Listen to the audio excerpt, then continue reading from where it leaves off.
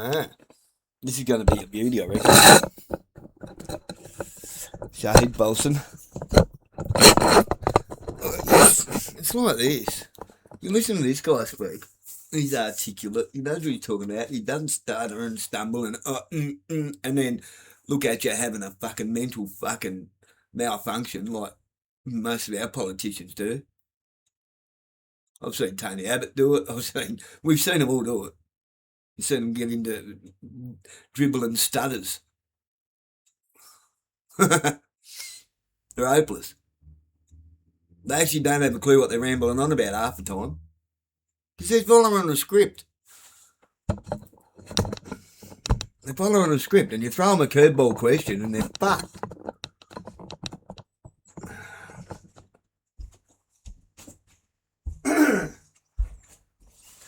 We are kin, not colonisers. About to learn some hard-ball facts, some hard-faced truth on Africa and what the Europeans done there, what the Westerners have done there. You're lying about us to our brothers and sisters in Africa, and that's a mistake. Because we can put our record, we can put the record of our history in Africa, we can put our record up against your record all day long. No, you don't really want to go item by item with us on this account. Not on colonization, not on racism, not on slavery, not on anything. No, we have nothing whatsoever to fear in going through Muslim history in Africa. All you're doing actually is giving us an opportunity to showcase the superiority of our civilization over yours, of our principles over yours, our values over yours, and how that has practically manifested throughout the history of Muslims in Africa and everywhere else. I mean, I've talked about it before, Muslims in Africa, but if you really want to get into it, well, by all means, let's get into it. So you want to talk about the spread of Islam in Africa? We can talk about it. You want to talk about the Trans-Saharan slave trade? We can talk about it. You're doing us a favor. You're not doing anything but asking for a humbling of your own self. Okay, so if we're going to talk about Africa, Muslims in Africa, Islam in Africa, and the history there, we need to approach this properly, in context. You understand? Muslims always operate, alhamdulillah, according to our own frameworks. We just do, even unconsciously. I mean, we can perform your frameworks. We can use your frameworks when we talk to you, when we talk to Westerners, because we know that's the limits of your cognitive range, you understand? We can use your way of talking, we can use your way of approaching things, and sometimes we can even fool ourselves into thinking that your frameworks are our frameworks just because we're so good at performing them when we talk to you. But the truth of the matter is that Muslims, alhamdulillah, by and large, and throughout our history, we have operated in the world according to our frameworks. We always have. And these frameworks are much more comprehensive and much deeper than what you're used to. Like, we don't just look at, this happened and that happened. We look at the whole 360-degree view, you understand me? The before and after. We understand events, any given event, within a continuum of experience, a continuum of history. What you people call a deep dive or going down the rabbit hole or whatever you want to call it. Okay, that's our normal method of considering things, of understanding things. It's not a deep dive for us. This is just our basic approach to understanding issues. You skip rocks on the surface of the water, but we zoom in. So the history of Islam in Africa, the connection between us and Africa goes very, very, very far back, very far back. And that connection is thoroughly interwoven in our history. The go-to reference that people usually use is the Sahabi Bilal, radiallahu anhu, the Abyssinian, Ethiopian, and was from among the most honored and beloved converts, early converts to Islam. But that's just a very surface level point that you can make. I mean, there are numerous so-called black Sahaba, like the woman who raised Rasulullah after his mother died, Ayman. She was an African woman. And she was beloved and honored by Rasulullah all her life. And her son, Osama bin Zayd, again, one of our most beloved and most admired figures in Islamic history, the son of an African woman. But you need to go even deeper than that, because the connection is deeper than that. It really is. You literally cannot discuss Islam. You can't discuss the Muslims. You can't discuss Rasulullah or even the Arabs without talking about Africa. Ibrahim's son, Ismail, the father of the Arabs, the ancestor through whom the Prophet ﷺ, his own lineage traces back, he was born to Hajar, who was Egyptian, an African woman. Some historians, including At-Tabari, say specifically that she was Nubian. So in fact, the mother of the Arab nation itself was African. You understand me? That's the foundation. Every Arab who traces their lineage through Ismail, alayhi salam, goes back to an African woman, including Rasulullah sallallahu alaihi wasallam. And the Prophet himself made sure that nobody forgot it. You understand me? He told his companions, he told the Sahaba directly, one day you will open Egypt, right? I mean, first of all, that's a documented prophecy that no one would have had any reason to believe at the time when he said it. When Rasulullah sallallahu alaihi wasallam said it, there was no reason to believe that that was going to come true. But of course, it did happen. It did come true. And he said, when you open that land, treat its people kindly, for they have a right of kinship upon you. Kinship. Now, scholars have always read that kinship in at least one of two different ways, or in both, two different ways.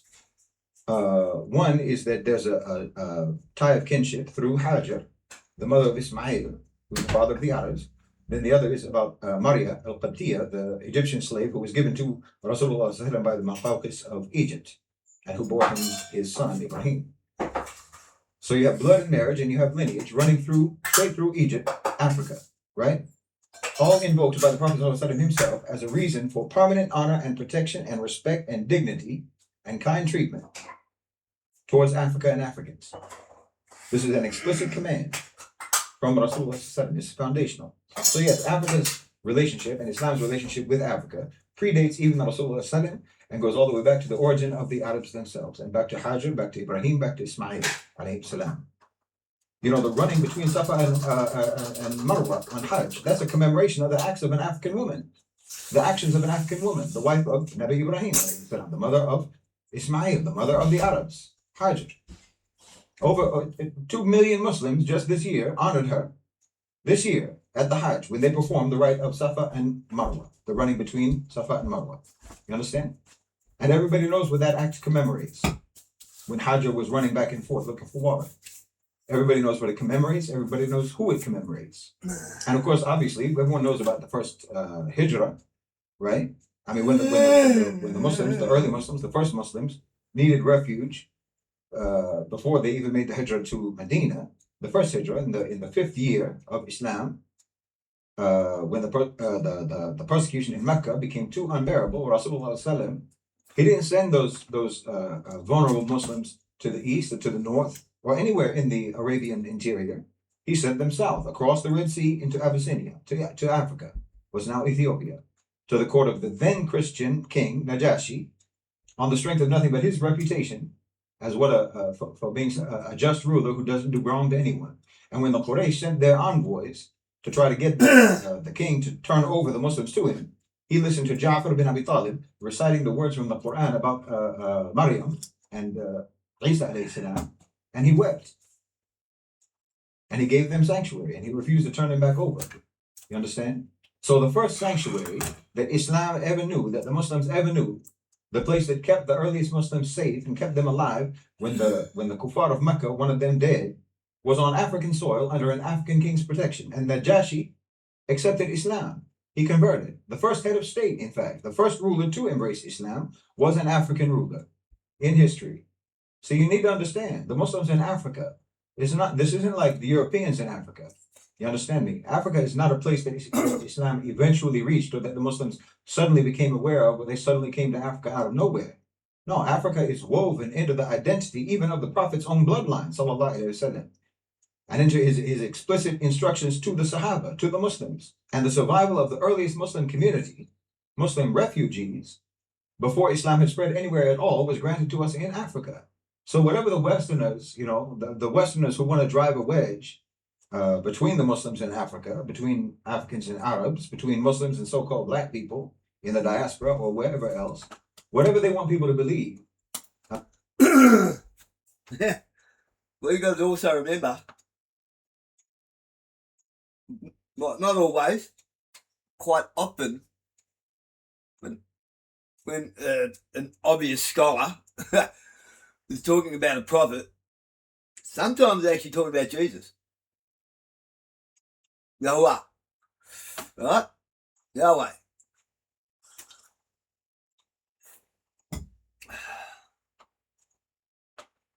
Sometimes they're talking about Christ.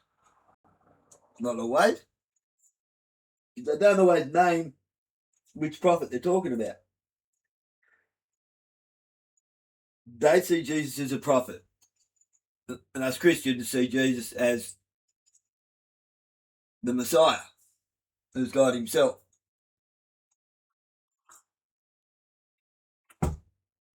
Now I'm going to say something real dangerous here. To live as God, would that not make you God? Godly. Like, Muslims actually have no problem with Christ whatsoever. None at all.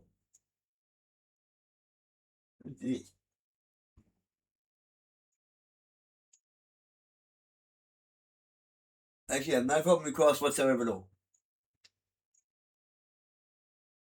And I think it's them not having a problem with Christ whatsoever at all is what the Zionists have got a problem with. They do not want us to unite. They do not want Christians and Muslims to become friends. Because that makes them like the 0.5%, literally the 1%.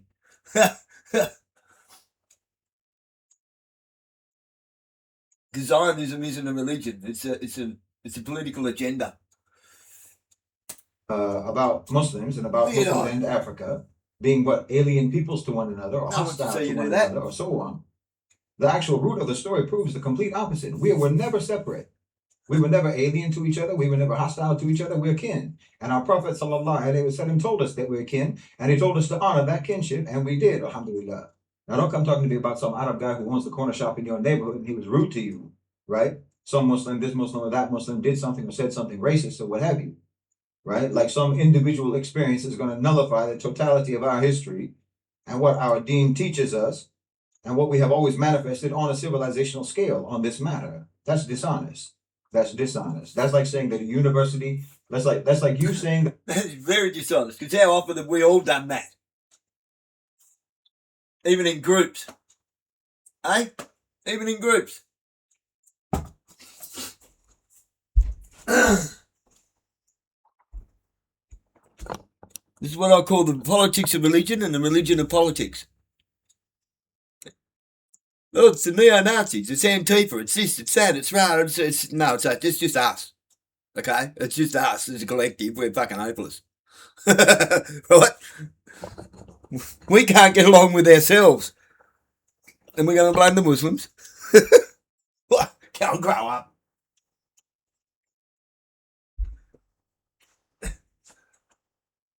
That a university does not teach advanced mathematics or something because you happen to meet a graduate who graduated from that university who himself personally can't do math. You understand me? You're not saying anything except that one singular person has a problem. That's what you're saying. But like I say, in reality, civilizationally, theologically, and historically, no one honest can possibly say that the Muslims and that the Arabs were ever anything like the Westerners in Africa. They were not predatory like them. They were not violent like them. They were not racist like them. They were not extractive like them. They were not brutal like them. And that's just a fact. You can like it or not like it. No, our history in Africa is exactly what they don't want you to know about because it demonstrates everything criminal and everything contemptible about their history in Africa. You understand me? Like I talked about before, there was never anything remotely like colonization in Africa by the Muslims. Not anything remotely like Western colonization. Not even remotely close. I mean, I talked about it before, but we're talking about Africa now. We can get more into it. That's fine. Because like I said, the West is running an orchestrated and a very deliberate campaign of disinformation, deception, and they're trying to drive a wedge between us. And also, like I said, half of Africa is Muslim. So you're trying to drive a wedge. If you're trying to drive a wedge between us and Africa, you're trying to drive a wedge between the Ummah. You're trying to divide the Ummah. And obviously, we're not going to let you do that. We're not going to let you do that. So yes, we can talk about the spread of Islam in Africa. We can talk about the trans-Saharan slave trade. We can talk about Muslim and Arab relations with Africa and in Africa before in history and now. And we can do that without any reservations. We can do that without any hedging, without any obfuscation whatsoever, but with pure objectivity and unbiased testimony. Absolutely. Yes, we can. You understand? I'm not here to deliver spin or rhetoric. It's not like, because I'm a Muslim and therefore I want to make Islam and I want to make Muslims look good. No, I don't have to do anything to make Islam look good or to make Muslims look good. That's why I became Muslim in the first place. You understand me? Because Islam stands up to scrutiny. It stands up to scrutiny better than any other belief system, better than any other civilization, better than any other religion. And the Muslims, alhamdulillah, stand up to scrutiny better than any other nation. That's a fact. And part of why that is because we do not gloss over anything. And because we genuinely prioritize accuracy and honesty, telling the truth, even if the truth includes acknowledging mistakes or wrongdoing that we ourselves might have done. You understand me? And because we are like that, because we believe in that, because we believe in accountability, we believe in accountability first to Allah subhanahu wa ta'ala and then to the historical record. That's something that matters to us. Because of that, you will find that the instances of our mistakes and our wrongdoing are fewer than any other nation in history, alhamdulillah. Because we do not believe in compounding our wrongs. If we've done wrong, we don't believe in compounding our wrongs or compounding our mistakes by now lying about them. So no, we're not perfect. We weren't perfect and we're not perfect, and we never said that we were. No one's here saying we're perfect. And again, that's another tactic of dishonesty and deception that we talked about before. You always jump to that. Oh, you're talking about how bad the West is, how bad the West has been, all the terrible things that the West has done. So I guess that means the Muslims are perfect, right? You're saying that you all are perfect? No, that's a tactic. You're just doing a tactic. I didn't say we're perfect. I said we're better than you, because it's a fact. And if you're afraid to make the distinction between what's better from what's worse, well, I don't know how you expect to ever improve in anything. SubhanAllah. So I'll go through it, no problem. I'll go through all their talking points, all the talking points of this divisive campaign that's trying to alienate us from our brothers and sisters, our kin in Africa. And that's trying to give a false picture to non-Muslim so-called black people in Africa and in the diaspora, black diaspora. But like I say, you're going to have to be patient. You're going to have to be patient because we're terrible for double standards. We're shocking for it. For example,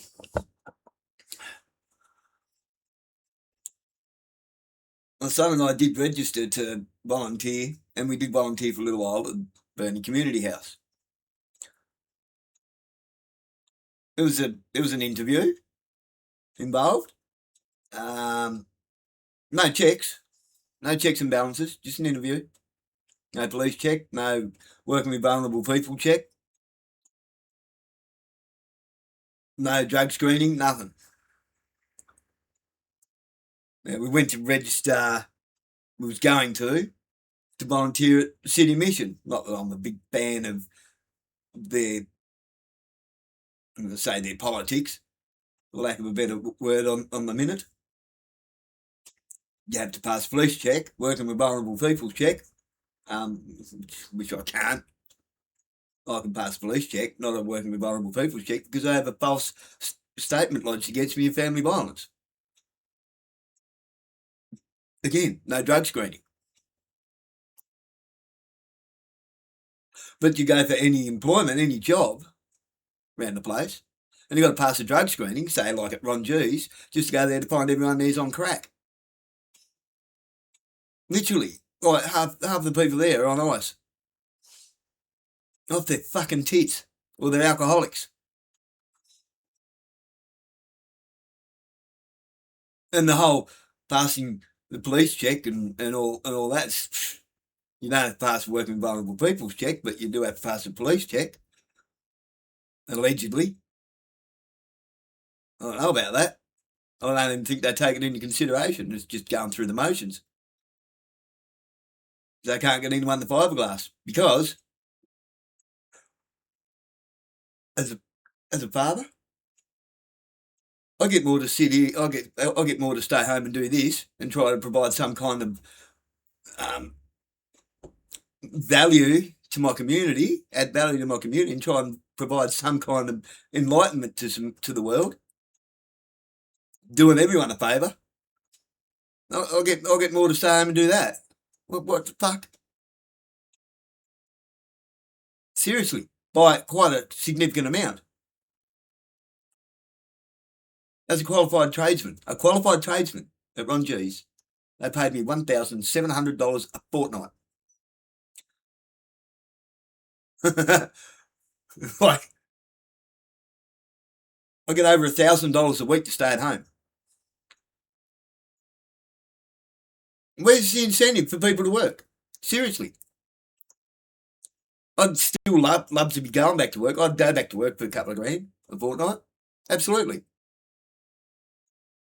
However, I have a young adult son with autism that the system has completely let down, who they said would never read and write, and like he's going to need NDIS carers and all this bullshit. Now I finally found someone to teach him to read and write. For his sake, I need to stay home because he's going to be able to take care of himself in the near future and not be a strain on the taxpayer. He's going to be able to add to the community. You see where I'm coming from? NDIS, look, there are people that need care. There are definitely people who need care. But it's robbing from people the ability to care for themselves. Because they get paid handsomely. Very handsomely. A lot of them are writing their own paychecks. To do what? Go and do a load of washing for them. Look in the cupboards. Just look in the cupboards. Yeah, I looked in the cupboards. They got food? Oh, they got some noodles. Like, to not... No stewardship. There's no stewardship there. There's no... Love, you need a shower. Come pet. You need to go and have a shower and stuff and put some clean clothes on. You do smell a bit. We need to do something about that cut you've got. It's going to get infected. All that sort of stuff. It's not happening. I see it all the time in a place right over my back fence. In Musson Close. People with jobs who've got carers. Why do they need a carer if they can hold down a job? Like at Woolworths. Sorry, Smokey, but you don't need a carer, mate. Nor do you need a missus, you need a mum. You need a mum to tell you to fucking go clean your room yourself. That's all. You're going grey, mate. Look after yourself. No disrespect, but in the sense that that's not his fault. It's not entirely his fault. Everyone's mod-collared him his entire life. That's all his problem is. Everyone's done everything for him. He's got a licence. He can drive. He's got a job. Why do you need a carer? If he's responsible enough to be on the roads, he's responsible enough to take care of himself. And then there's others down there that clearly cannot take care of themselves. They're way behind the eight ball and they stink to fucking high heaven. And you look at them and you see them the next couple of days and they've still got a stain where there was Vegemite like on their face and stuff. It's fucking putrid. Some of them I won't get on the bus with because it doesn't matter where you sit in the bus. It makes me feel sick. So there's double standards. There's a whole bunch of double standards. A whole bunch of them, and we're shocking for it. It's all right for the police to lie to us, but we have to be honest with them. What sort of a system is that? That's perpetuating bullshit. We're facilitating bad behaviour. We're facilitating a lie just so they can create revenue and so they can find loopholes to keep themselves out of trouble. That's all that is. They're lowlives. The police are actually lowlive scum. They don't have to be. That's a choice they're making. That's a choice. Life's all about choices. You can choose to be a good person or a bad person, just as much as you can choose to do drugs or not do drugs. It's a choice. To start, you can choose to participate or not to participate. But once you're hooked, and it's got its hooks under your skin,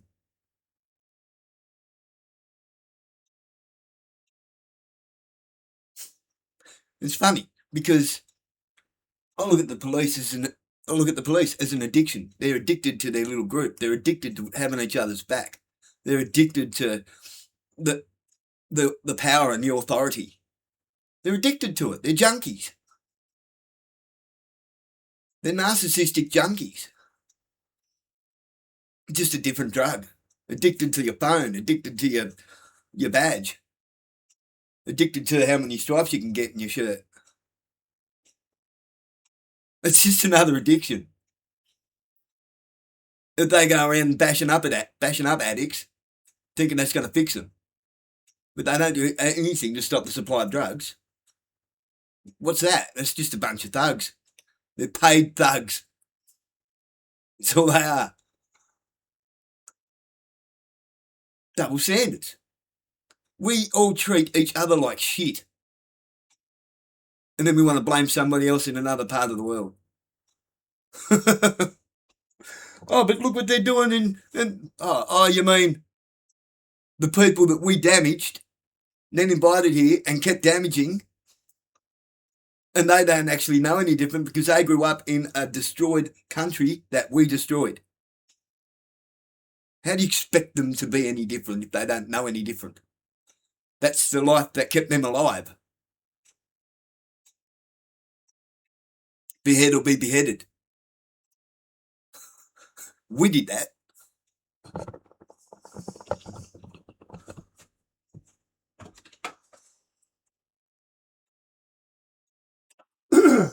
We ran around using an eye for an eye, a tooth for a tooth, a life for a limb and a limb for a life as a permission slip when it was a warning. We used it as a petition slip, as a permission slip. We use that as, like, oh no, well that's the law. No, it's not. It's the warning.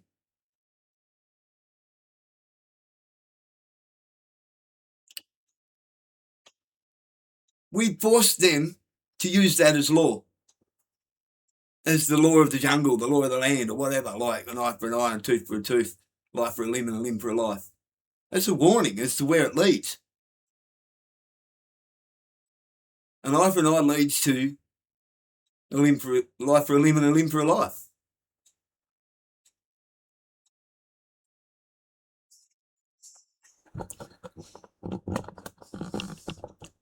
Got it all wrong.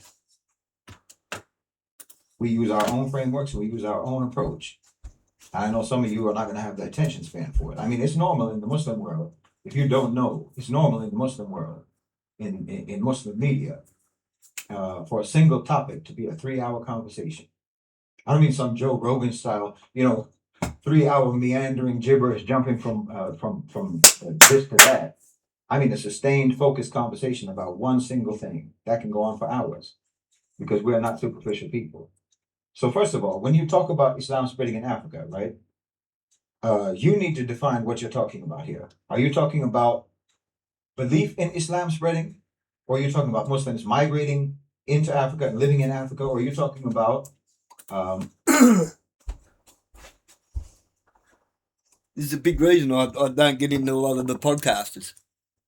What he just said. They're trying to they're not actually being intelligent. They're not. They sound intelligent. They sound confident. It's based on question, answer. These are the questions that I want to ask. And we've got a set amount of time to get all these questions answered. And they're questions to different topics. So nothing actually gets explained. It just sounds intelligent.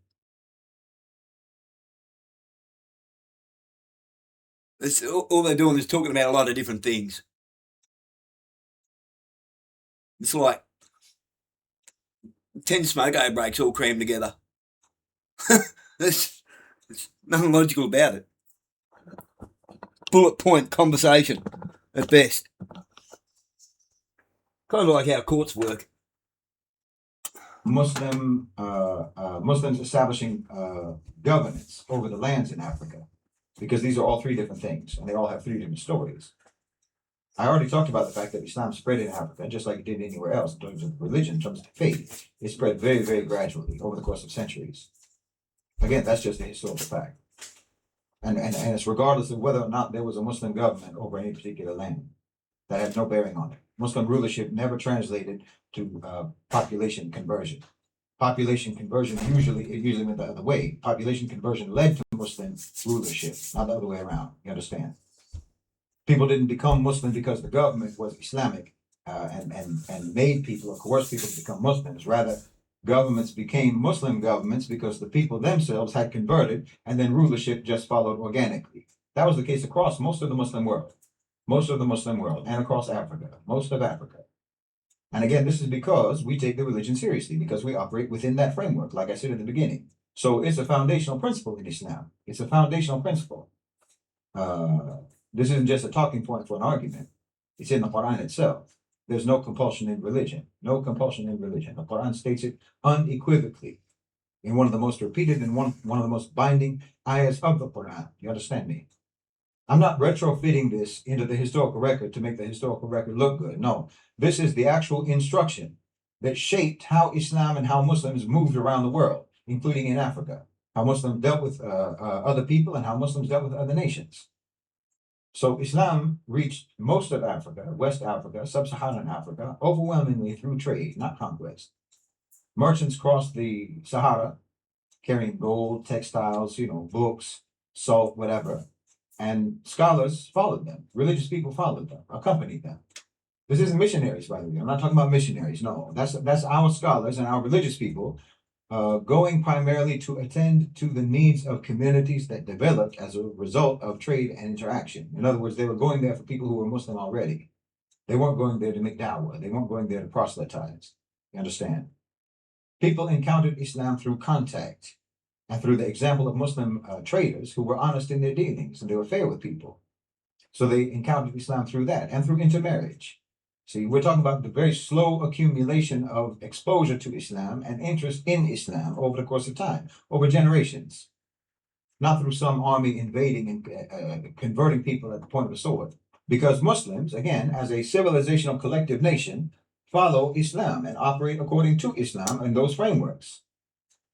Understand me, again, I'm not retrofitting the prohibition of coercion onto the historical record. I am telling you what the historical record actually is, and I'm telling you why it is what it is. Like I said last time, Egypt was not a Muslim majority country until centuries after the Muslims were already running it. Centuries. You understand? Egypt was under the Muslims without the population becoming majority Muslim for twice as long or 3 times as long as the British were in India. Or as the British or the colonizers were in Africa, converting people to Christianity by force and by bribery and by extortion.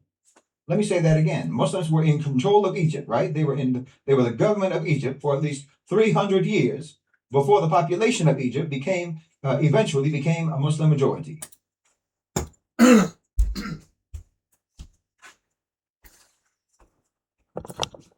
Let's think about how that relates to here in Australia. Right? The missionaries, stolen generation, all adopted by good Christian homes, enforced Christianity. That is not finding your pathway to God.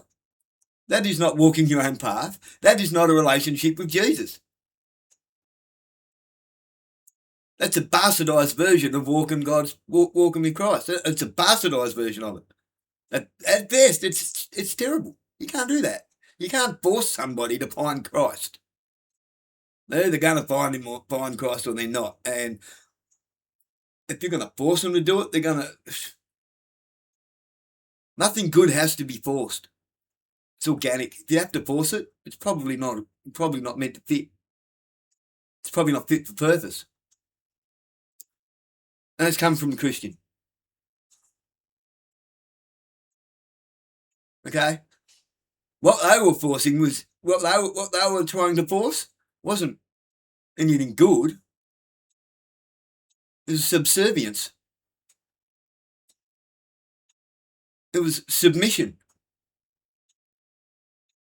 We're better than you. Look, we have clothes and we're this and we're that. And while they're raising their culture, which they're still doing. Jacinta Price, you're a fucking bastard of a thing. You're a mutt. You're a 4-legged coconut.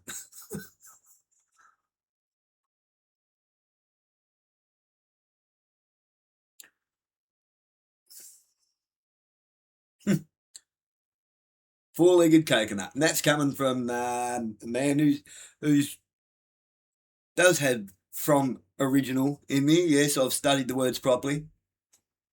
Ab meaning from. So it doesn't actually make you nation's first people. It doesn't make you original because you're from original. Well, we're all from original, aren't we? Let's go back to Africa. Let's go back to Iraq, where it all began. It all began in Iraq. The first people were in Iraq.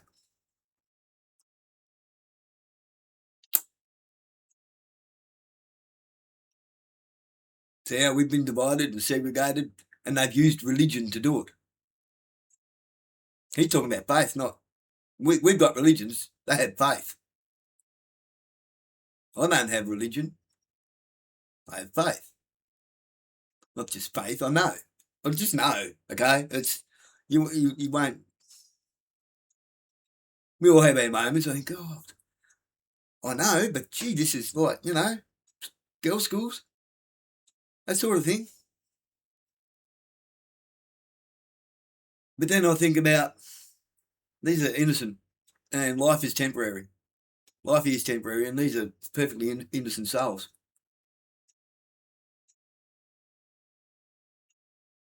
Perhaps we're the ones missing out. Hey, we're probably the ones missing out on something good.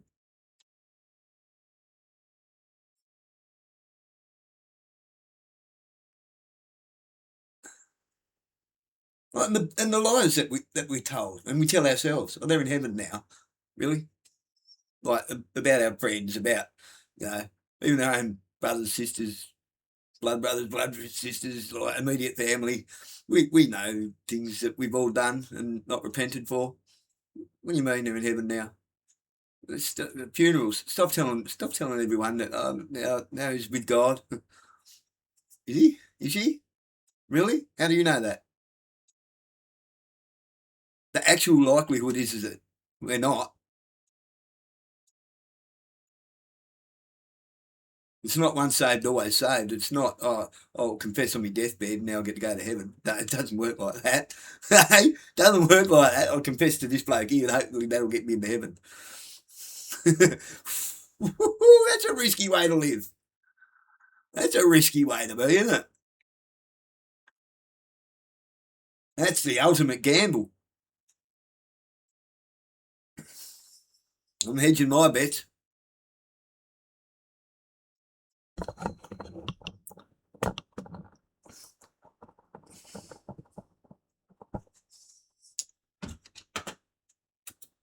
Means no compulsion. Meanwhile, if you just look at the period that they call the scramble for Africa, this period of colonization and missionaries and whatnot on the continent of Africa, from the 1900s, from 1900 to What did I just say? So from when they really went in hard with the colonization and the conversion. What did I just say about here in Australia? Exactly, it's the same thing. It's the same playbook. To the point when most of the African countries gained their independence. You went from around 10 million Christians in 1900 to 60 million Christians in 1960. In 60 years, 1 million a year. Because under the British, under the French, under the German, under the Portuguese colonizers, if you want to go to school, become Christian. If you want a job, become Christian. If you want to go to the doctor, you want to go to the hospital, well, become Christian. If you want to eat, become Christian.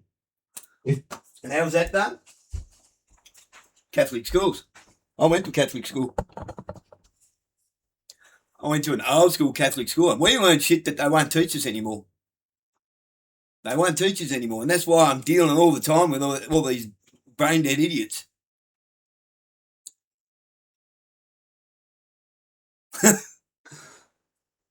Right?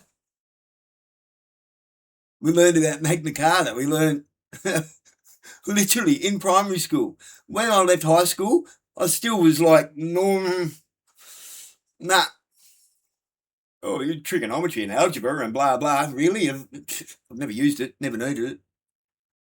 We're supposed to need algebra for chassis straightening when I was doing my apprenticeship. I don't know algebra, and guess what? I duxed the entire fucking state. Right? In chassis straightening. I duxed the entire state. Smashed them. Everyone hated me when I'd done my apprenticeship. It was funny. Everyone in the class hated me.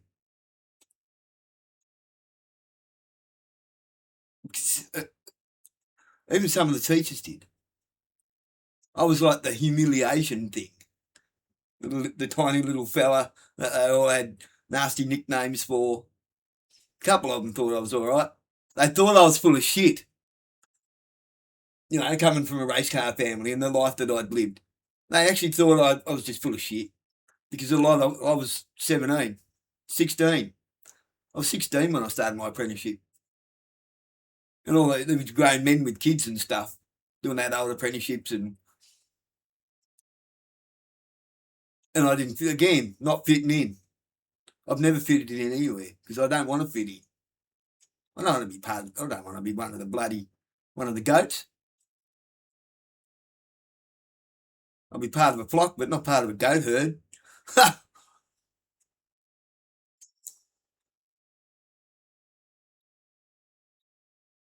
It's way too divergent for that. It just doesn't work on me. Things I used to look at I was even getting lower marks on things. And I'd look at mine and I'd look at theirs in the prac out in the workshop and things we were doing. I'd look at mine, I'd look at theirs, and I'm like, mine's actually better. How have you got a better mark than me? And one dude came with me from Hobart. He came up and instead of he spent the night out hanging out with me out Port Sorrel, where I lived, and came to my house. And he came to the workshop where our business was, and he was fucking blown away. I wasn't bragging or anything. It wasn't like, he was just blown out of the water. He goes, fuck, we all thought you was full of shit. It's just, and there's fucking race cars and shit everywhere. Like, people that he'd heard of, and that they used to go to the Speedway to watch. It was like, yeah, this is my family, mate. This is the life I live. I've grown up in this life. My father's life, not my grandparents' life. My grandparents and my father didn't get along. So I've lived both lives there. I didn't even fit in my own home as an only kid. It's crazy. So I see it all the time. I see the manipulation. I see be part of the crowd. Why do you always have to swim against the rest of the run? Why do you have to swim against the school? The education I had through the Catholic school, it was so different compared to anywhere else. By the time I left high school, Reese High School and Latrobe High School, went to both of them, didn't fit in either of those. I didn't even fit in primary school. And I actually was one of the slower kids at primary school. But I went to high school and I was still getting shit marks. And I'm thinking, none of this is relevant. None of what I'm learning here is relevant until it was in the trades classes, woodwork, metalwork, TD. I was a little bit heavy-handed for woodwork. My technical drawing, some of that was a bit messy, they thought. But it was all correct. Oh, well, I don't care. I'm not going to design fucking rockets. as long as I can read a drawing and design something and build something off it. Does it matter? Does it matter if I used a 2B or a 4B pencil? No. Not if I'm the one building it. I'm not going to be an architect. When you know your path and you're able to adapt, okay, I'll brush up on that. I've got the basics. I'll brush up on that if it comes along and when it comes along. Otherwise, get me ready for the world outside. And that Catholic primary school I went to actually did. I smashed religion class. Don't know why they called it religion. I smashed it. I never went to school. My parents, dad's an atheist who believes in warlocks. Okay. He's Freemason. Mum's a weirdo. Into all sorts of weird witchcrafty shit. I was never baptised. I couldn't get my head around it all because everyone I spoke to told me everyone else was wrong all the time. What a messed up world. What a messed up world I was stuck in the middle of. But I look back at everything that I was taught at that primary school and I'm thinking, this is bang on. Everything. I look at how the courts work and how the politicians work and how everyone works. And I'm like, I actually see what they were teaching me and how it's being used. How it's being used against us. I see it. You can't, you're not even allowed to mention Magna Carta. You're not allowed to mention the Constitution. You see, the missionaries, the sisters of mercy, and they were merciful, don't get me wrong. They didn't enjoy being mean. Sisters of mercy quite often saved a lot of kids from what was within their own organisation. Okay? These sisters, devoting their lives to becoming nuns, to service, absolute selfless service, they saved a lot of kids from their own church.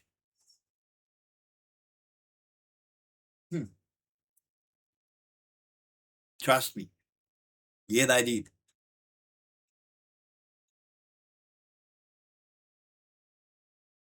They taught us how cursive is cursive. Is cursive. What they taught us all that. They taught us how spelling is spelling. And people hop up and down about, sovereign citizen and blah blah. It's like, fucking go and learn something, will you? You're talking shit. You're literally talking absolute fucking rubbish. Don't bring a bucket of lies and beliefs to a fucking truth fight. To a knowing truth fight. You'll get fucking nowhere. Not with me. Because I can admit, I don't know. Okay, I don't know on that. I'm going to have to get back to you on it. No, I can't give you a definitive answer. I can't make a decision on that. Why? Because it's an uninformed decision. I need to go and learn about it. I'm not going to take your word for it because then I'm just believing. I don't know.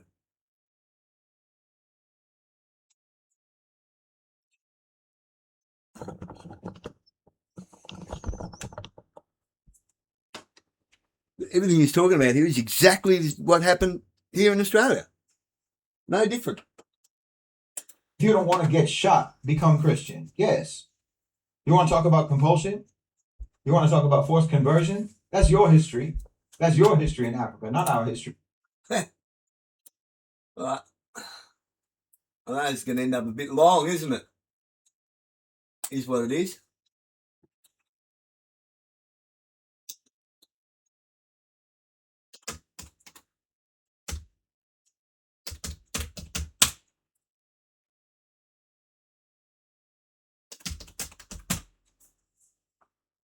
It's Australia. There's Australia. Australian slave trade.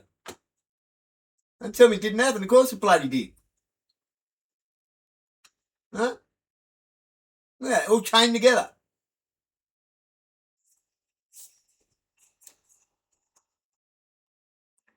People think that the Indo-Pacific, right? The Indo-Pacific slave trade era, that happened 300-400 years ago. They found loopholes to continue it, to keep it going. They found loopholes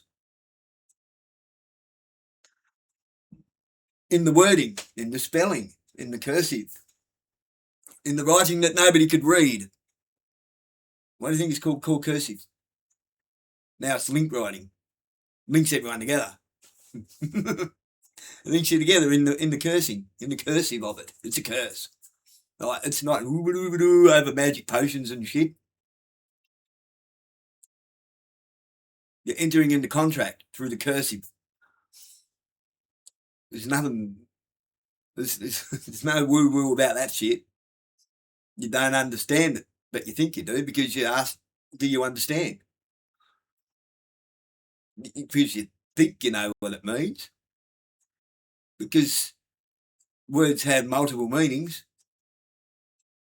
You only know one of them. And it's made up from dialects of foregone languages. Greek and Roman Latin aren't the same, and not the same as Norse, not the same as all the different forms of. There's like three different dialects of English, and they can be mashed together in all different ways with certain gestures to suggest to somebody else in the room from which language to derive the meaning from. Could be that, could be click of a pen, could be unbuttoning or buttoning their jacket. Greek Latin, Roman Latin, Hebrew. What sort of a prophet are we looking at? A fortune teller or someone that just states what is? To say what is. It's the Hebrew meaning of a prophet. To state what is. Roman Latin is a fortune teller. Even going back as far as Egyptian, a magistrate is a magi, and a magi is shown in hieroglyphs as a two-headed snake person. Says one thing means another, and two heads feed one stomach.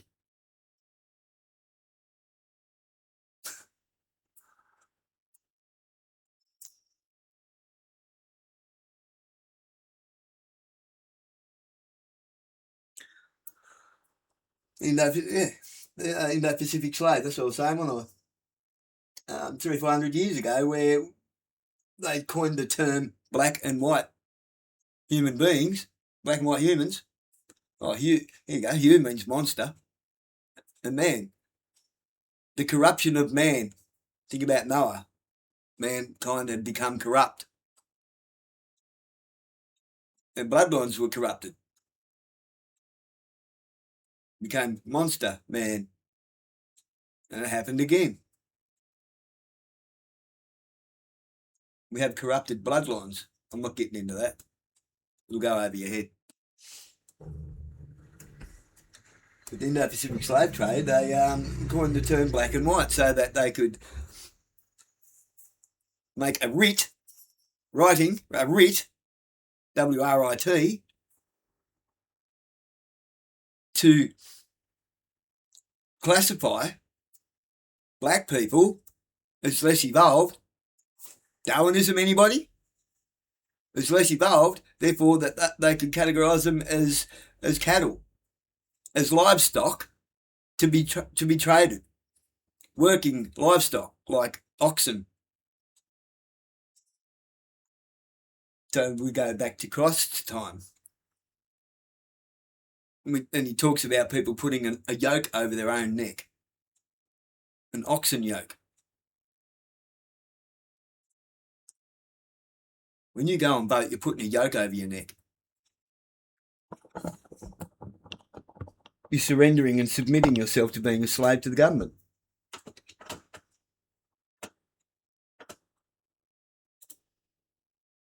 In Africa, you were locking up Namibians, the Germans, in concentration camps, and then giving them Bible lessons. You understand me?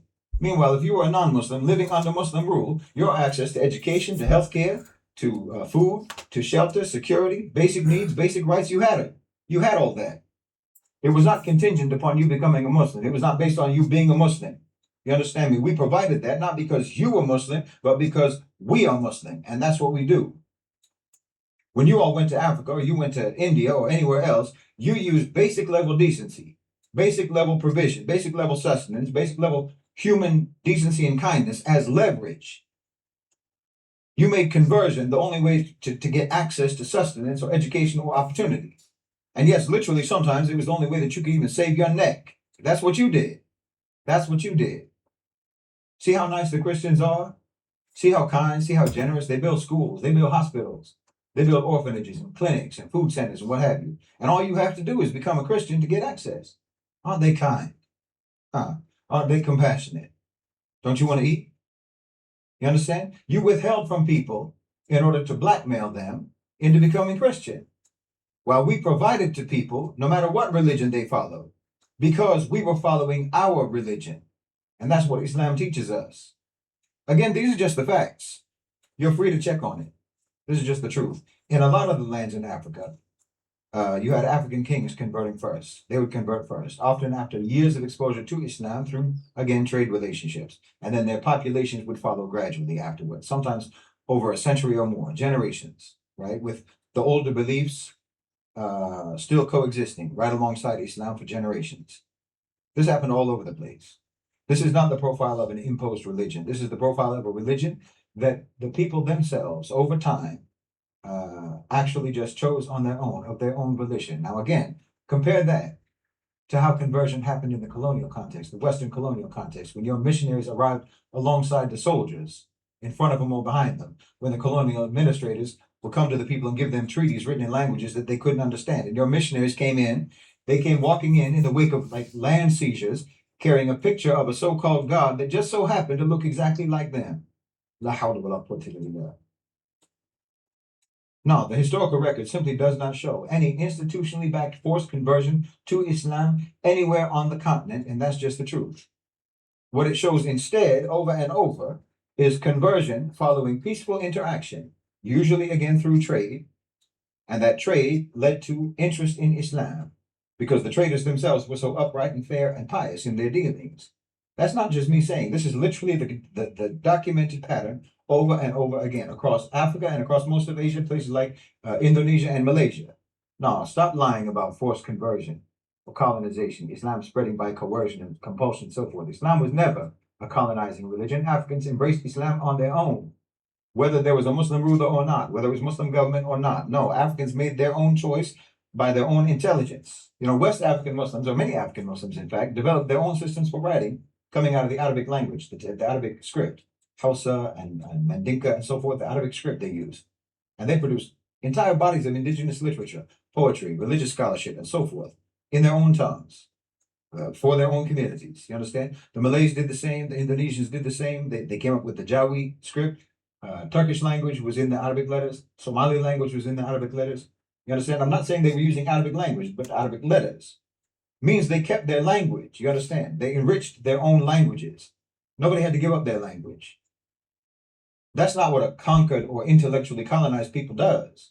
That's what a population does when it has taken Islam willingly by choice, and they've taken what you can call the tools that came with Islam, like the Arabic language, and they made it fully their own. By their own. Mm-hmm.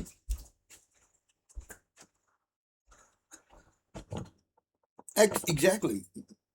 Spot on. Comes back to what I was saying just before. Everyone thinks that Aboriginal is just a word, just one word. No, it's not. It's two words.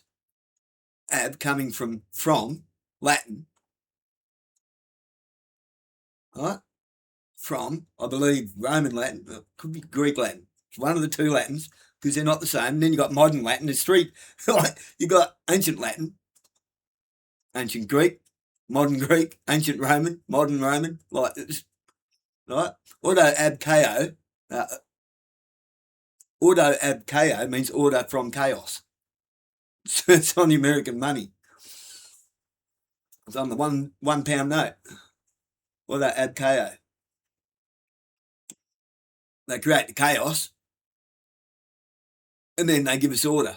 They create the chaos just so they can give us order. Hello. Look what's going on around the world right now. They're creating chaos so that they can give us order. And we'll thank them for it. They just do it over and over and over again. We're all running around chasing our own asses and pointing the bone at each other. We love a good finger wagging, don't we?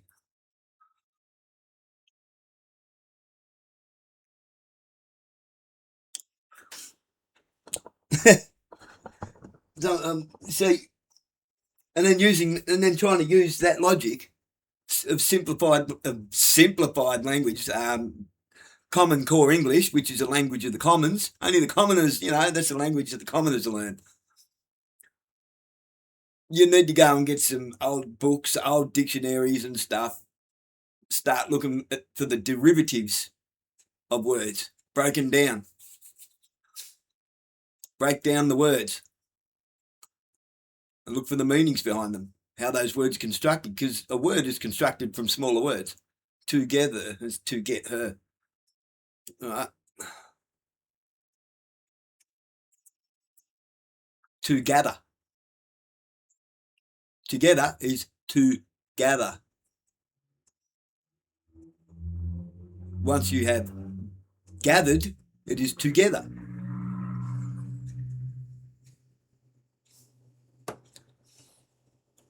One and one together makes two. To gather one and to gather another one together makes two.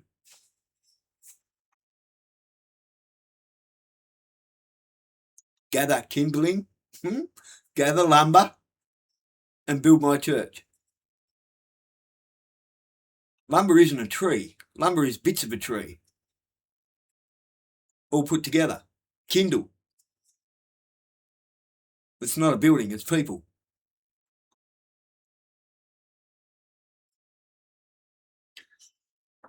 Kindling that you light your fire with.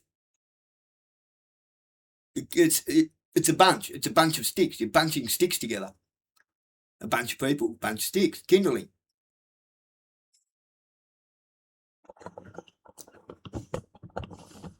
Trying to fight a system is using a system that's designed in a way to be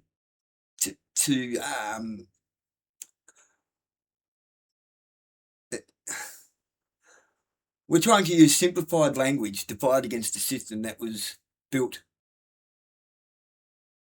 to withstand simple language, common core language, which is why I call it spaghetti legislation. It was designed to get you lost all over the place. As soon as you use the wrong word, you're done. You're cooked. You've cooked your argument.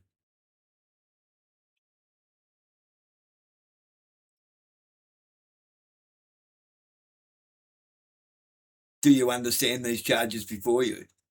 And you go and say yes. Cool, now you're standing under the charge. It's going to come down on you like a ton of bricks.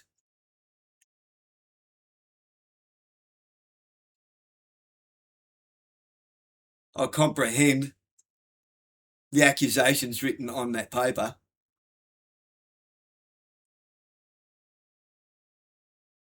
I know the charges that are written on that paper, but I do not have full comprehension of what weight they carry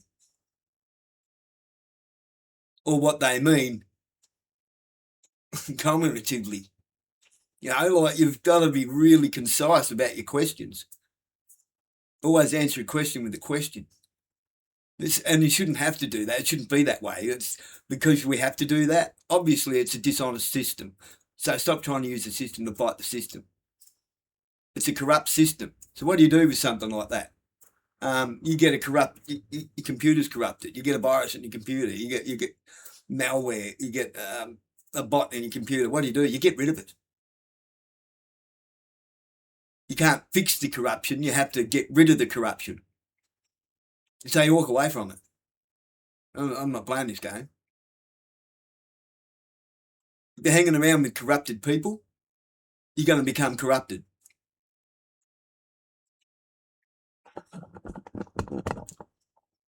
Every time you use a law, you've perverted the course of justice. Every time.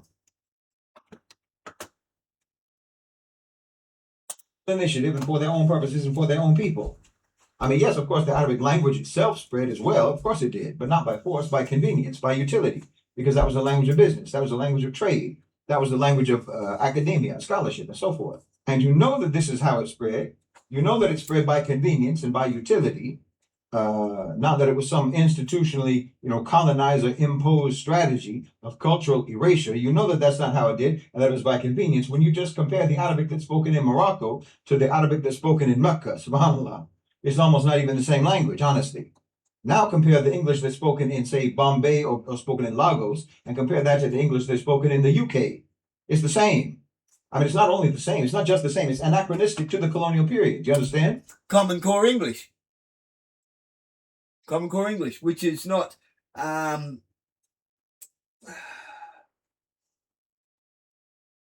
it's not a true English. It's not the Queen's English.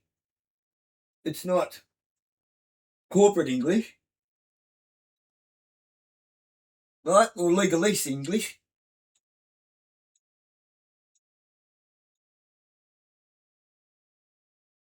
The English of the hyperlegals and paralegals. You know, how often do you say withstanding and not withstanding? And you think a vehicle is what you get in and drive around in. No. A vehicle is anything that carries something else. A word can carry a word carries a meaning. It's a vehicle. All words are vehicles. They carry a meaning. Then you put them together and they can mean something else. So it's a vehicle for a different meaning. Right? A legislation carries a charge. It's a vehicle. A legislation is nothing more than a vehicle for a charge. You hear them using very antiquated phraseology, turns of phrase, as like they sound like they're coming out of the 1910s or something. Scallywag, rapscallion, pip pip, jolly good, cheerio, what have you. Their English is a colonial time capsule when you hear them speak.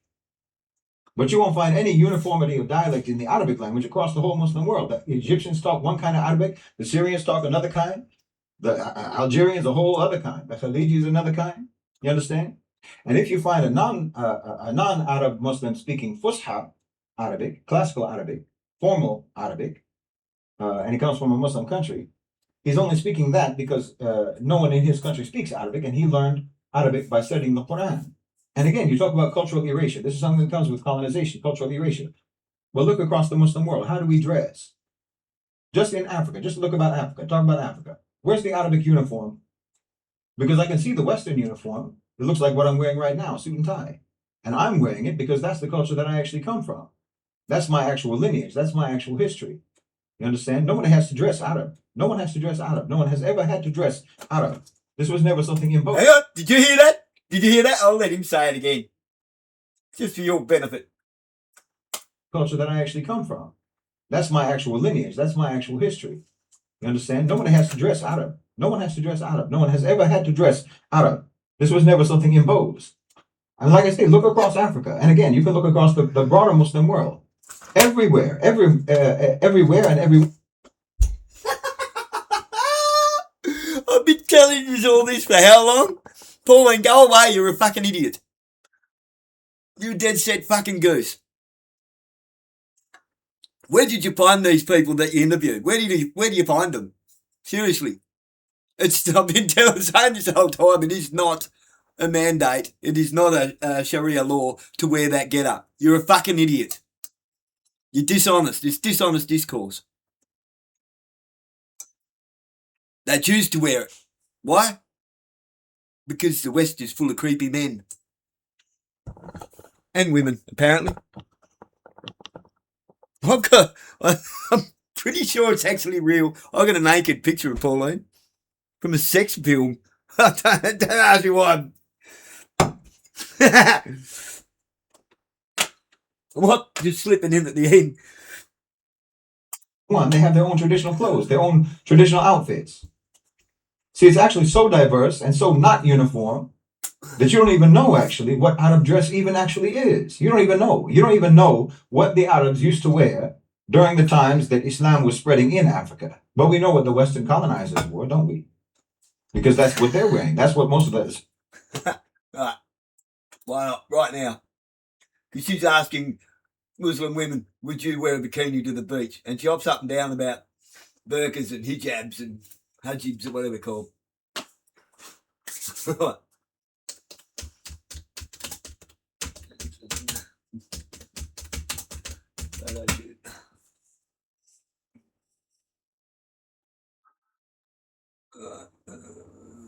That was sensation. Oh, for fuck's sake.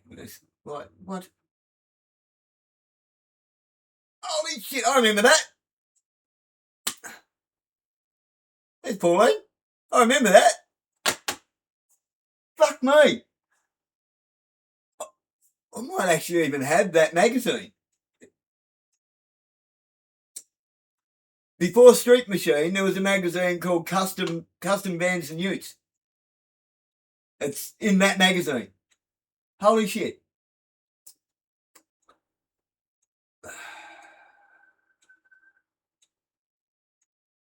I'll put it away, Pauline. Ugh.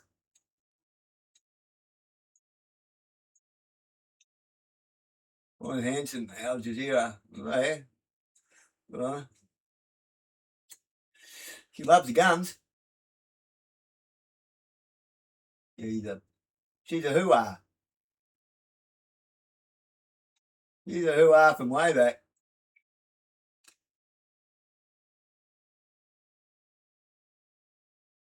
Quick her up.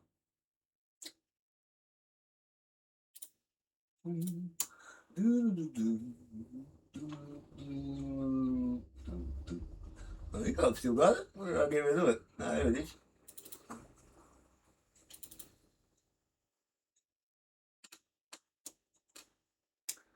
It's a very young Pauline there, isn't it?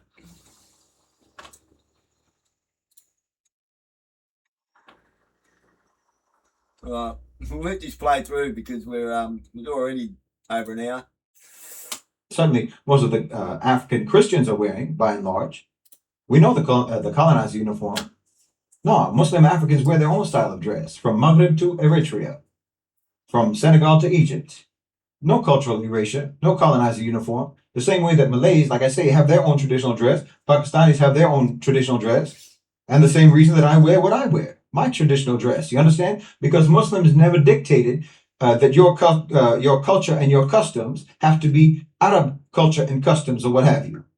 We have rules about clothes that what they need to cover. That's basically all that matters, that you're not exposed, and that you're not like dressed in a priest outfit or something, a uniform of a priest, something like this, anything that makes you conspicuously appear to belong to another religion.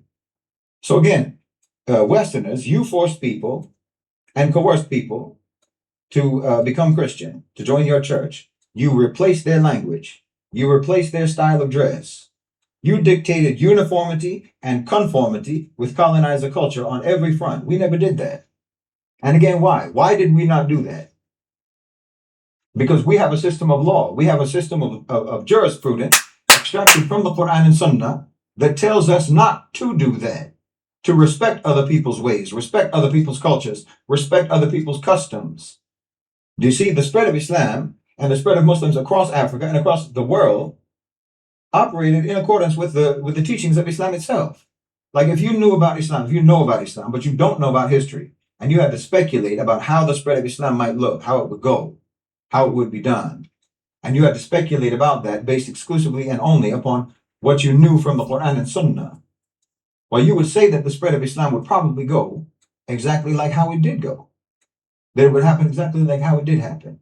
And now, when you can actually look at the historical record and see objectively how it did in fact proceed, how Islam actually did spread, you can see that it did in fact proceed according to the teachings of the religion. Alhamdulillah. Alhamdulillah. Like I've been saying in a couple of other things I've done. There's some letters that I've written. You're not going to find something in a place where you refuse to look. If you don't want to find something, everyone, they keep looking in the same place where they know they're not going to find it. And they won't look where they will. Well, if you go looking, if you only get around looking for red all day, you're never going to notice anything that's pink, really. Like, you're not going to notice any other colour. If you're going to count how many red things you see in a day, you're not going to know how many brown things or black things or yellow things you saw.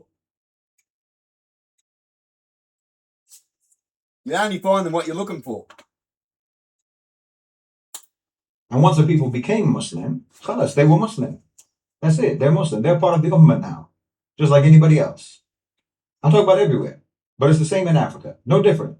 African Muslims were never treated as lesser. never treated as separate, never treated as like a peripheral branch of the Muslim Ummah. Never. They were never set apart by so-called ethnicity or so-called race or color or what have you. The only thing that ever separated any Muslim community, say from Timbuktu or Kano or wherever, that separated them from the Muslims of Damascus or Cairo was geography, just the physical distance. The distance that a pilgrim had to travel to go to Mecca or what have you. Never ethnicity, never so-called race, never color, never a theological judgment about who counted as a full member of the Ummah, right? Never anything like that. Never some religious rationale for treating human beings as cursed or as subhuman or as divinely designated as slaves, like how the Christians did with their fabricated curse of Ham blasphemy. Like when Mansa Musa went to Cairo on his way to Mecca for Hajj in 1324, he wasn't treated like a curiosity, like some exotic, inferior, some alien from an inferior corner of the Muslim world. Absolutely not. He was received with honor, and he's remembered by the Egyptian chroniclers who were writing at that time as a noble Muslim sovereign. You understand me? As a fellow Muslim ruler with immense piety and immense dignity and respect. Obviously, immense wealth as well. And he got the same protocols that any other head of state would have gotten who was on their way to Hajj. Now, I'll tell you about something. This will let you know, inshallah, that I'm not just here trying to spin. I'm not trying to obfuscate or just try to make the Muslims look good. There was an invasion by Morocco against the Songhai Empire in the late 1500s for the control of the gold trade routes. This was about Morocco trying to gain wealth, and trying to gain influence, and trying to gain prestige as an independent power from the Ottomans. Sultan Ahmed al-Mansur, his own religious scholars told him to his face, this war is haram. You can't do this.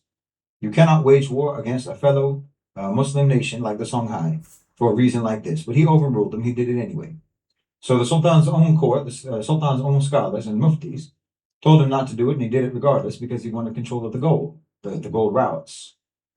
Nobody regarded the Songhai as inferior or as foreign or as alien or as some. Think about what's happening right now with the Strait of Hormuz.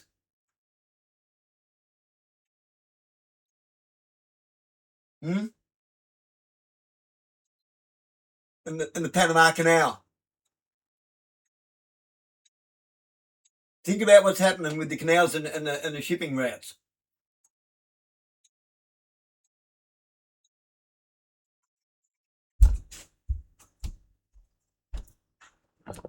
Like I say, it's a cyclic thing. It's a cyclic. Think about what's happening with all the shipping routes right now. Everywhere where there's war, it's related to a shipping route. Okay? It's related to resources. Gas pipes. Oil. Minerals. Fertilizers. And think about how that relates to an agreed upon battle for economic control between the West and the East. Pax Judaica versus BRICS. This isn't a problem with China. It's not a problem with China. It's a problem with BRICS. Now, if I was Donald Trump, I'd be very, very worried. Because either ways, the infrastructure that's being built with this whole data system relates to economic trade. It relates to surveillance. It relates to everything. Donald Trump's just a puppet. Nothing more than a puppet he's had, I'm going to get crude. He's had someone's hands up his ass that long he's shitting himself. Literally. Right? I'm at a point now, I don't even think it's the Epstein files. It's more like the Epstein's files is just a file out of a filing cabinet. There's plenty more to go. And Donald Trump's trying to stop the Trump files from coming out by being a puppet. Do as you're told, Donald. Well, the whole world's going to know all about your family. And it's coming out anyway. Like the truth always outs, doesn't it? It always outs itself.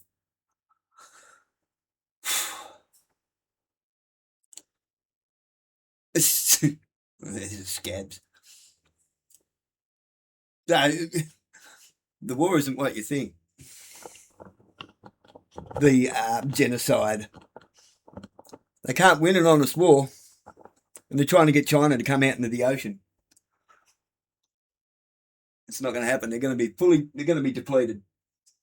Why do they want China to come out into the ocean? Who got the first data center? China. But did they? What's in Pine Gap? A data center.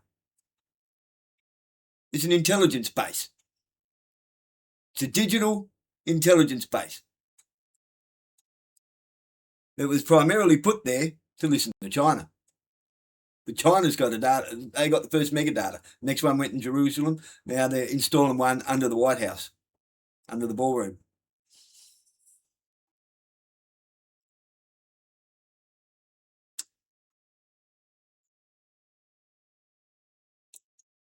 So it's all to do with the trade. It's an agreed upon battle. America hasn't got that. So I think we better get on board with the BRICS nations, don't you? But keep our own. We can keep all of our own currencies. We can keep our money. We stop all the other data centers. No, we don't want your data center. We don't want your universal basic income. We don't want your digital currency in our own country. We can still trade with BRICS, with minerals. We can convert to a digital currency for their trade, to the digital yuan or digital rupee or whatever. But we can still trade in tangible currency right here in Australia between each other as long as we have a conversion system. But people are short-sighted. It's so short-sighted. People want to stick with the old. We can't stay stuck with the old. But if we keep going down the road we're going to remain subservient, even more so subservient, to a system. The technology you think you own actually owns you. The minute that you are forced to use the technology to do something in your life, it's got you by the balls.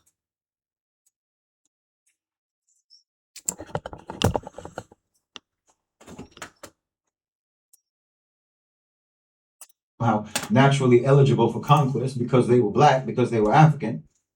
No one framed it that way then, and it shouldn't be read that way now. It should be looked at exactly as what it was. Just one Muslim power going up against another Muslim power over control over a trade route. That's all it was. And you can find this so many stories like that across history, from the Ottomans to the rival sultanates in the Indian subcontinent, conflicts between different Arab dynasties, fighting with other Arab dynasties. For the exact same reasons, just geopolitics, territory, wealth, privilege, power consolidation. One power wants to consolidate their power or expand their sphere of influence and so forth. This is normal politics, normal geopolitics. It was never about some ideology of superior and inferior, and it was never even about Arab or African. It's geopolitics and opportunism. It wasn't even about extraction or subjugation. It wasn't colonization. It wasn't about supremacy. Just rival powers occupying two different ends of the same trade route, the most important trade route. Literally a conflict between two powers that regarded each other as powers with respect.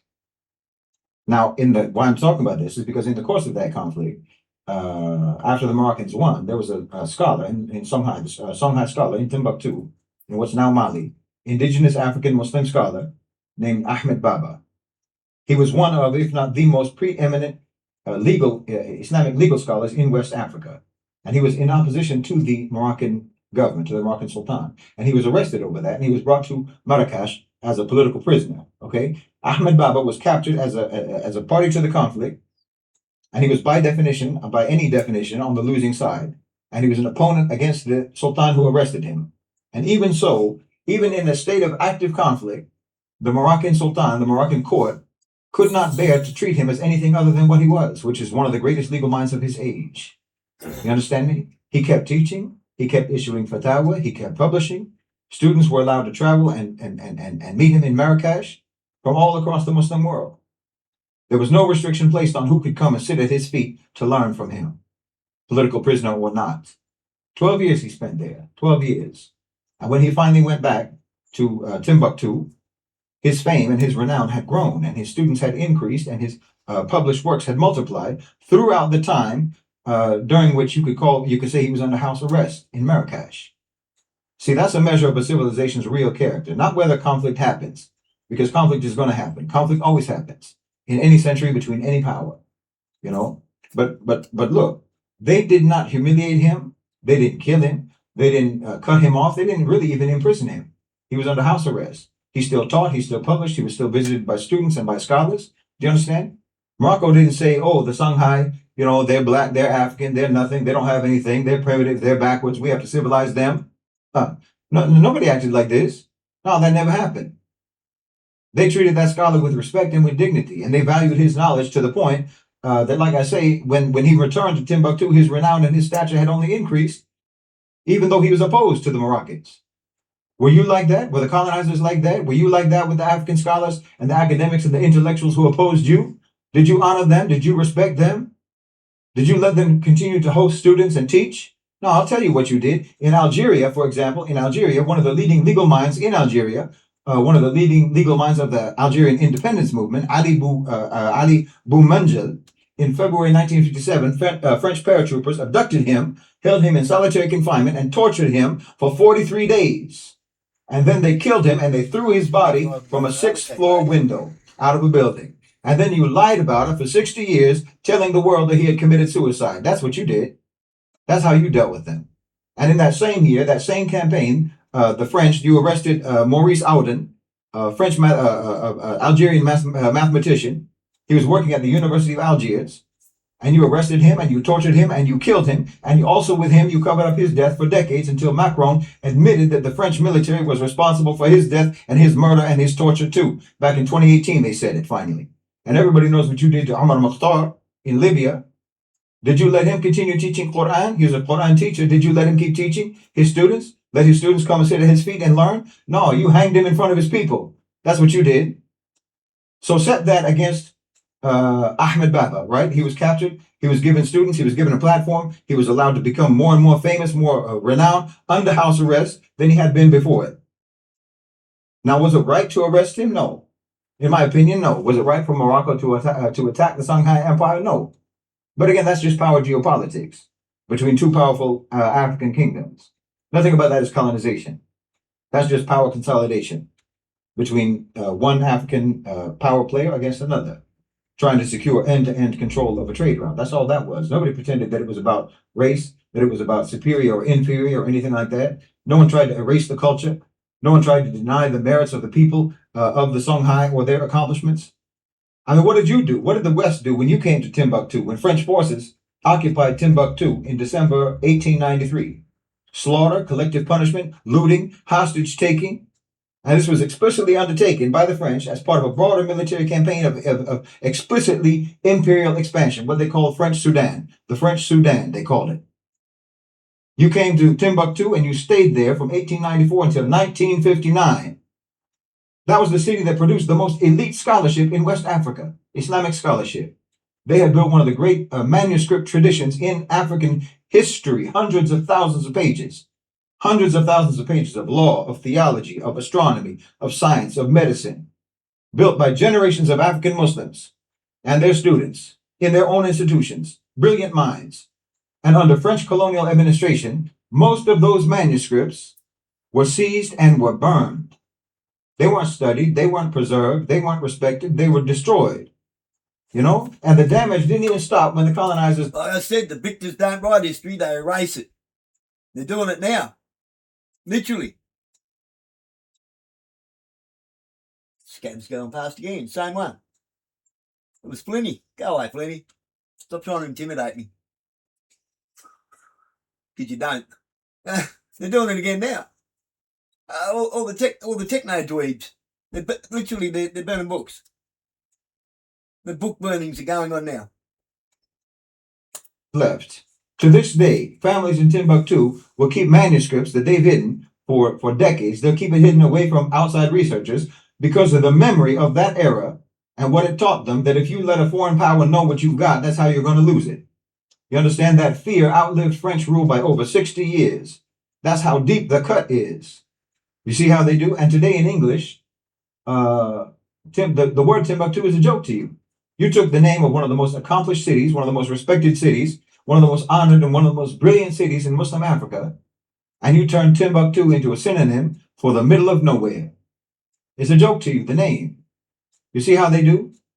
So look at the whole thing. You had a Moroccan Sultan who invades Songhai, what's now Mali, against the explicit religious advice of the scholars. It wasn't the middle of nowhere. It was the pivotal center of everything. When it comes to knowledge, wisdom. Telling him that it's haram to do it, but he does it anyway. He captures a scholar who's an opposition scholar, and he lets that scholar gather students from across the Muslim world for 12 years until he returns home back to Timbuktu, more celebrated than when he left. And then 3 centuries later, French forces enter that same city, Timbuktu, and what follows is manuscripts getting burned, a scholarly tradition being treated as something to loot and destroy, and you instill a fear so deep in people that it still shapes Timbuktu's families and how they guard their own history until today. You murder intellectuals, you murder scholars, you murder academics, you murder brilliant minds because they are opposed to you, because their opposition to you matters more to you than their brilliance. Hey, we murder truth tellers, whistleblowers, and charge them with espionage and treason. I would say that act in itself is espionage and treason against the human race, against mankind. You torture them and you murder them. It only matters if you've got borders.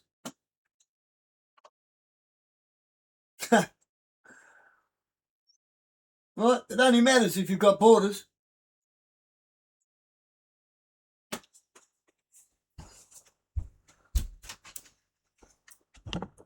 So everyone's so scared of the New World Order. Like we've been under a New World Order for a long time. It's just another order ad chaos going on.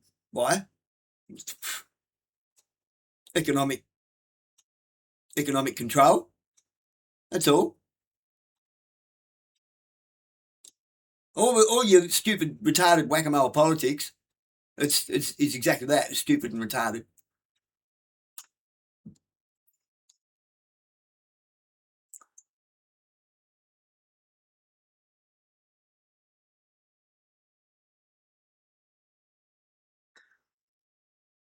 And anyone that tells the truth, well, Edward Snowden, anybody? Julian Assange, anybody? Hello? How many people are locked up right now for telling the truth?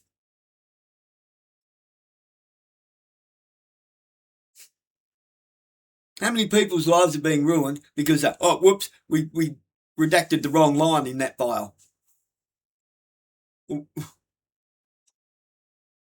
Or we forgot to redact their name to protect the innocent.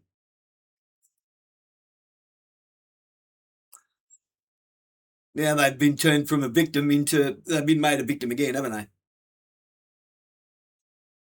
They want these victims to commit suicide. They want them to just be so destroyed that they're just, because they just want it to go away. But they can't. Why? Because justice isn't coming. It ain't coming, guys.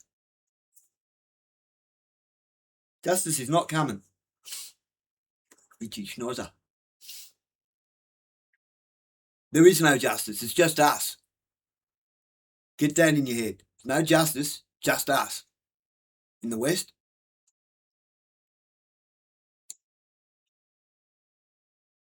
We're all running around, eye for an eye, tooth for a tooth, life for a limb for a life, and pretty soon we're all going to have no arms and no eyes. That's how you die. If you can't see and you got no arms, what are you going to do? Sit in your own puddle.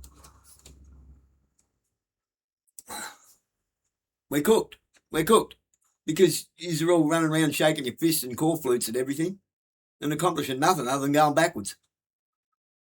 That's how the system's designed.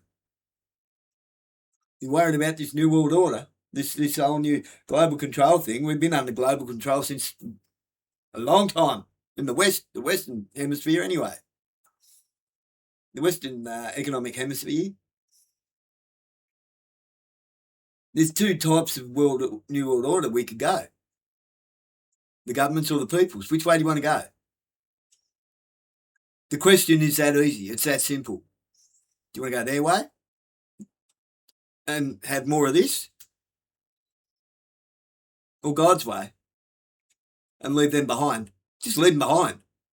Not our problem. They want an island? Fine, have an island. Fill it with pigs. Let them eat pigs. They let us eat cake. Let them eat pigs. They want to eat parasites. Let them eat parasites. Let the parasites eat the parasites.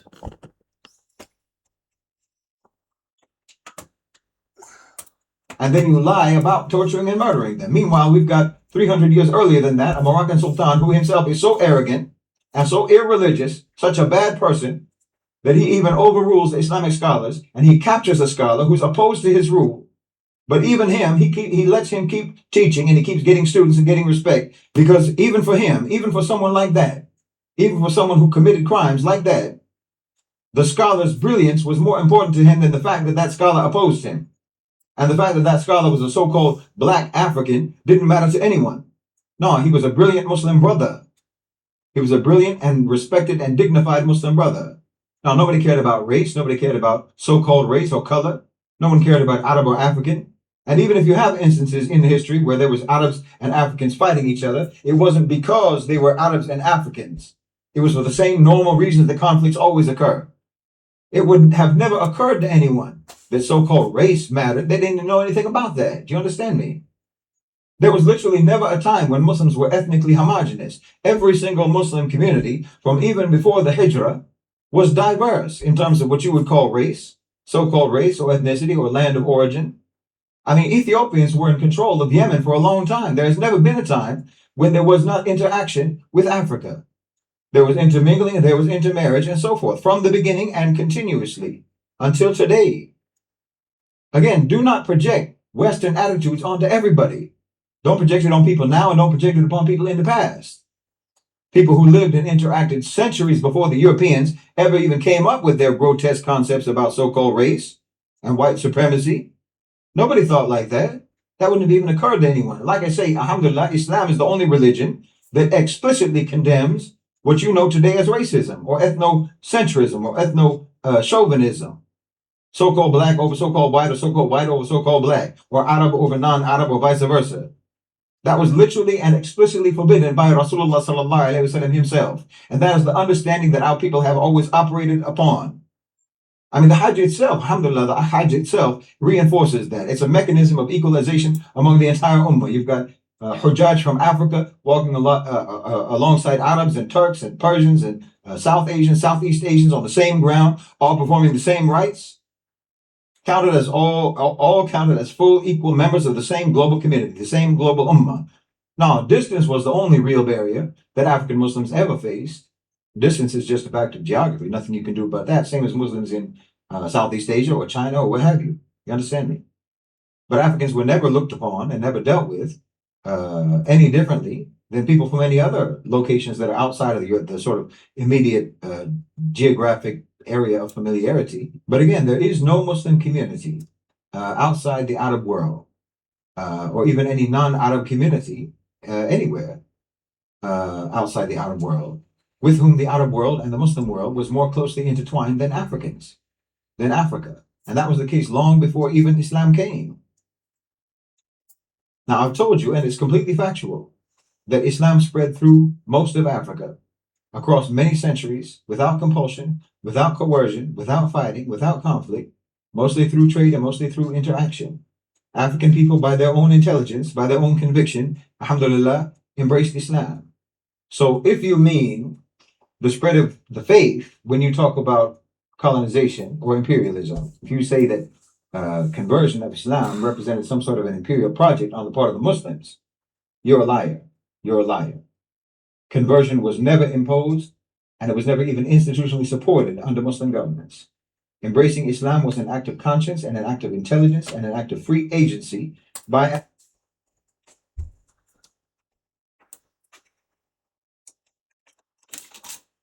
I know, just bear with me, but I know. This is why I love having tangible things. How much that? How much that? I know it's Will Smith. Ooh, Will Smith, so what? I watch it. Because I've had people try to tell me, and I know it's wrong. I know they're wrong. I know they're wrong because they refuse to even pivot on the thought and go and look, actually find out. They just believe what they're told. That Africa is, they think Africa is primarily a Christian country, and it's not. Christian nation, it's not. It's Muslim. Malcolm X was Muslim. The original Muslim Brotherhood that's been bastardised across the West ever since Malcolm X's time. Muhammad Ali wouldn't have put up with the shit that's going on now. He would have left, hooked them right across the bastards out of them. Hey? They're not Muslim. They're not Islam. What's going on in our countries? It's not. It's just barbarism. It's insanity. They're just radical people. They've been radicalised by Western mentality, Western education. They're trying to make sense of something they can't make sense out of because here in the West we have such a limited comprehension of language. So they're just all reinforcing each other with the Western Muslim Brotherhood. It's not recognised by. Middle Nation does not recognise the Western Muslim Brotherhood as anything legitimate. It's just like a bunch of ratbag, idiot Black Panther movement. It's just another one of them. It's just another form of Antifa, except, a little bit louder and dressed different. Ranting and raving. And then, you get these dickhead white supremacist idiots like fucking Scott Challen and his little neo-Nazi following. Poking the bear, like throwing fuel on the fire. They're all flicking matches and petrol at each other. It's ridiculous. It's retarded. It's not intelligent. It's not rational.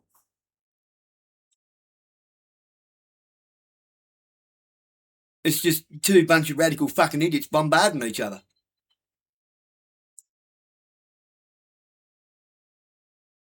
This is why I don't have a church to go to. There is no church here where I live. There's hardly anybody thinks like me. Because I think.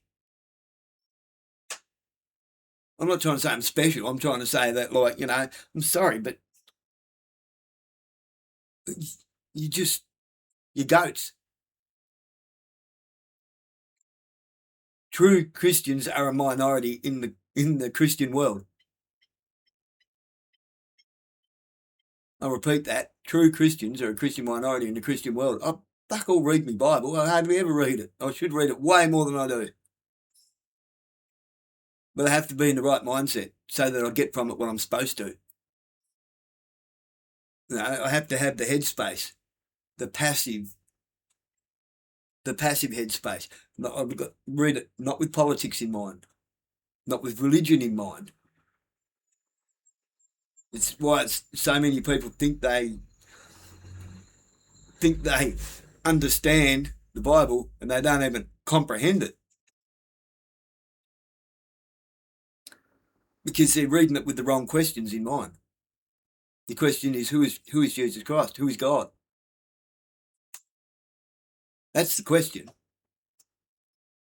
Not how does this relate to me right now in my right now situation. How do I better serve God? How do I better serve mankind? Who am I trying to meet in this book?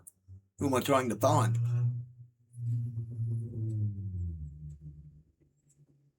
If you want to find yourself, self-reflect.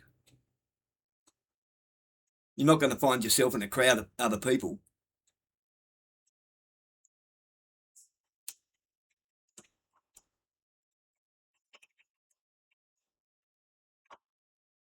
African people whether any particular land was ruled by the Muslims or not ruled by the Muslims. So let's put that aside. Let's put that aside. Now, if by colonization or if by imperialism, what you mean is the actual military campaigns that did take place by Muslims on the continent of Africa, and that resulted in Muslim political authority being established over a land, okay, we can talk about that. No one is here to deny that that happened. And I'll gladly get into it. Because it also bears no resemblance whatsoever to Western colonization, Western imperialism. That is also a wrong comparison. But I just want to make sure that you're perfectly clear on the fact that even when military campaigns did occur, and even when Muslim political authority was established over any particular land, that did not include any sort of coerced or compelled conversion to Islam of the domestic population. That fact by itself, and it is a fact, that fact by itself should let you know that this is something very different from what the Europeans did in Africa.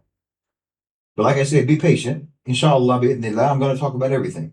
Inshallah bi'idhnillah, I'm going to talk about everything. And I hope that by the end of this, you will have a clear understanding about the objective reality of the history of Islam in Africa and be able to arm yourself against this divisive Western campaign of disinformation and misinformation and lies. Because look, like I said at the beginning, when you lie to each other about us, when you lie to each other about us, Westerner to Westerner, colonizer to colonizer, it's unimportant. Truly, it could not matter any less. We are long past the colonized mindset of having side character syndrome, supporting cast syndrome, background player extra syndrome, where we just accept that you all are the main character always and everywhere. We're past that. And the things that you tell each other about us are so moronic and so laughable that it just shows us anyway that your minds aren't even worth winning to our side anyway. You understand? Having you as friends would increase us in nothing but headaches. Wallahi. And our own intelligence would drop. But when you lie about us to our friends, like I said last time, you lie about us to our brothers and sisters in Africa, to our kin, we're going to respond to that because it matters to us that our friends and our brothers and sisters are not lied to, and it matters to us that we are not misrepresented to them. And we're not going to let you insert yourself as some sort of an intermediary between us. There has never been an intermediary between us, not for thousands of years. No, you have nothing to do with our history, and you have nothing to do with our relationship.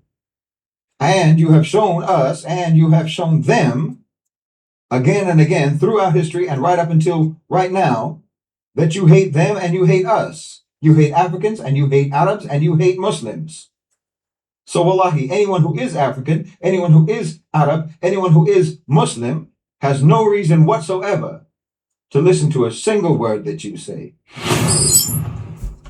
Beautiful. Beautiful. It's going to go for a couple of hours, I bet.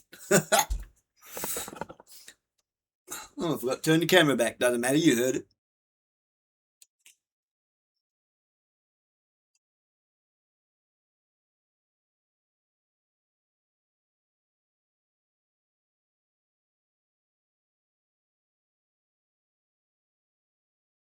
Fighting fire with fire only burns each other down.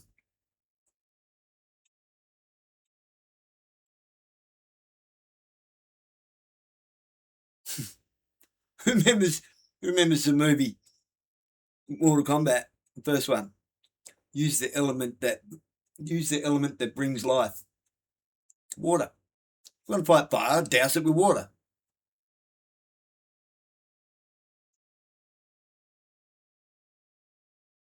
Don't bring in a bucket of lies to a truth fight. The truth will always out. The truth will always fill the bucket. You bring a bucket of lies to a truth fight, you're spilling all your lies everywhere. No one cares about your lies, but the truth will fill that bucket. Tip your lies out and fill it with truth. How? Stop listening to each other. Stop reinforcing each other's lies. But I'm not lying, you say. How do you know it's the truth? If you're just repeating somebody else's verbal diarrhea because you believe them,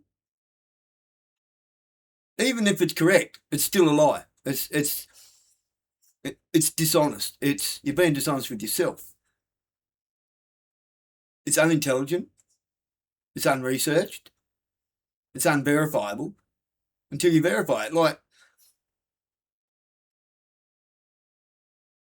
it's an irrational way of thinking. I trust this person, so it must be true. I don't even trust what I say.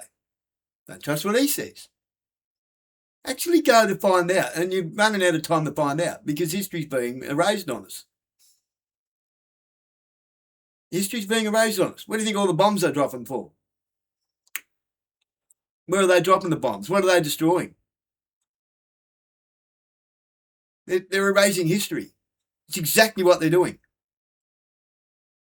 They're erasing history. In the meantime, trying to take control of all the shipping routes and all the resources for Pax Judaica.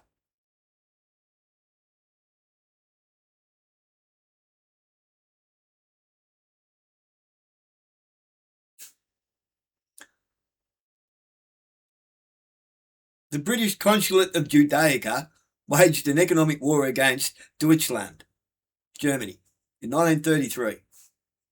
This has been going on since... And what they're using right now, and they've always been using the same playbook. So they flipped the script of the Bible and created Talmud. They literally flipped the scriptures, flipped the script. Now everybody's running around with some nonsense of Judeo-Christian law. How? They're an oxymoron. They actually don't go together at all. How's that law? How can you have two contradicting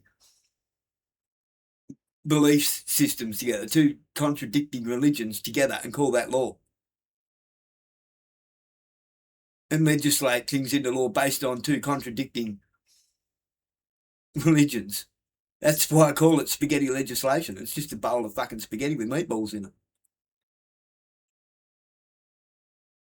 Meat heads. It's retarded. It's dumb. Which is why I say everyone's taking a bucket of lies to a truth fight. And nobody's... Where's the truth? Nobody's bringing any truth to the table. It's just another contradicting lie. But my lie's better than your lie. Why? Because two people told me, only one person told you. I had more people to verify my lie. That's all you got. That's all you're bringing to the table. It's not a conversation worth having.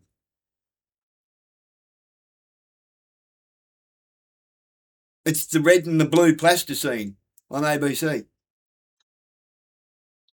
The red and the blue. And they're both plasticine. They don't realise it. They're both made of the same thing.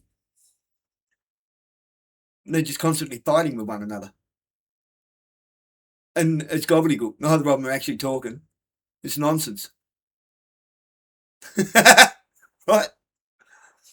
That's why I say, that's what I see with this. The left and the right bullshit, the blue and the red.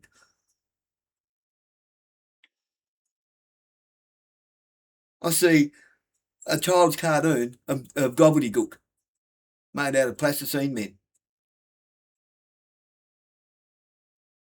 You're pathetic. You are pathetic, right? I don't mean it as an insult. I mean it as an observation.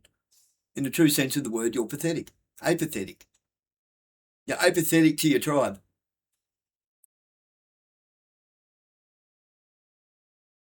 All this bullshit that's going on now in the courts, with the police, with the government, with everything. 20 years ago, we wouldn't have stood for it.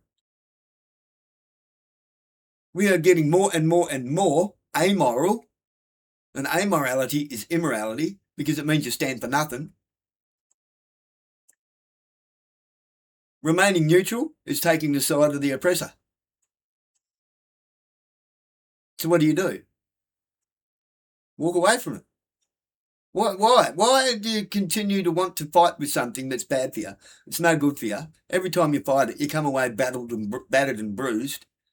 It's a system that you can't hold. It's just a system. It's a system. It's not a tangible object. It's just people using a system against you that you believe to be real. And you're trying to use that system to fight the system. Do you see how retarded that is? It's dumb. It is really, really dumb.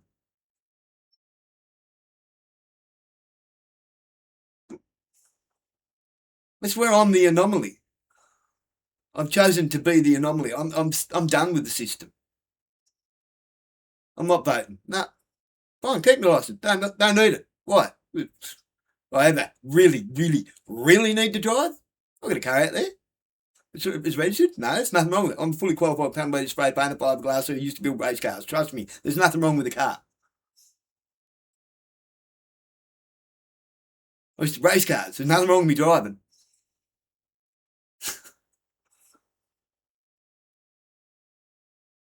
Not high-end shit. Not pretend. Not online. Really. Actual. I don't need your permission to drive for an emergency. If I'm going to get to the hospital, I'll get to the hospital. I don't give a fuck. Fine. I'm not pulling up to get to the hospital. And then we can have this conversation later. But if I'm going to get one of my kids to the hospital, they're getting to the fucking hospital, right? Why? Because that's what you do.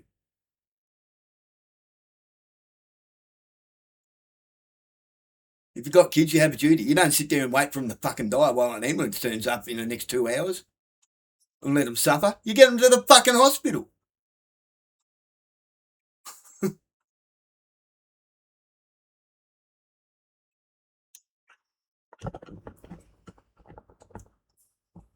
We wouldn't have stood for this nonsense 20 years ago, 30 years ago. No way. Do you think they would have got away with COVID 20 or 30 years ago with all the restrictions? And you think 30 years ago people would have drove around in their own car by themselves with a mask on? It's retarded. You're a remote control fucking weirdo. A remote control spineless fucking jellyback fucking waste of space. What do you think God put you on this earth to be a remote control dickhead? A remote control fucking waste of oxygen? Just do as you're told. And then you get to the end of your life and you think, what was that all about? What was that for? What? Why? Why even bother? When your biggest regret is never actually living? Not even knowing what life was about? Why? What's the meaning of life? Life is the meaning of life. It's not that hard. It's really not that hard. You want to complicate it with all your with your common core English bullshit. You want to complicate it with dumb words.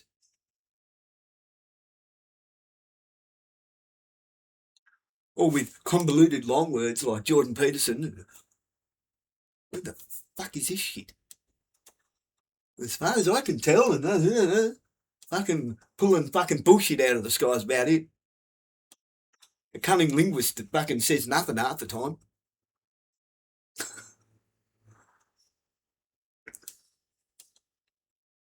If he's really helping men to be good men, what the fuck is wrong with Isaac Butterfield? Why does he endorse people like the Tate brothers?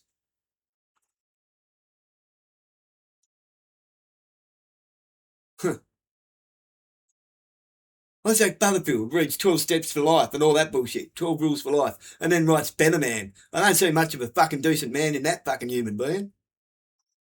Tearing everybody down and fucking ranting and fucking this and that and fucking it's fucked and blah blah and fucking rah-de-rah and says nothing. This is fucked and these putrid human beings and fucking full of vitriol and hate. Isaac, you're a fuckwit.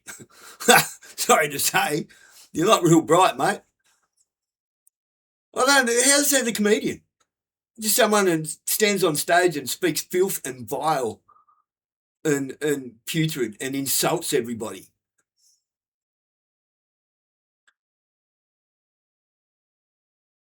Nothing against these and that community and this and that and blah, blah, and then just absolutely pays out on them. Like they're beneath him or something. You're a fucking vile human being, Butterfield. Vile. I find you disgusting, horrible.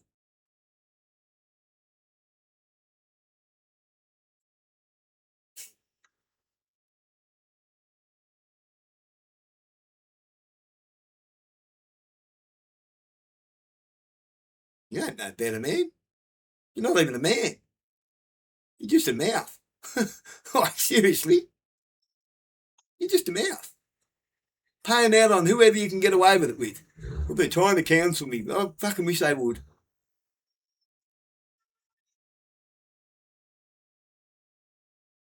It's because of people like that we can't have a rational conversation. A civilised sit-down conversation with anybody.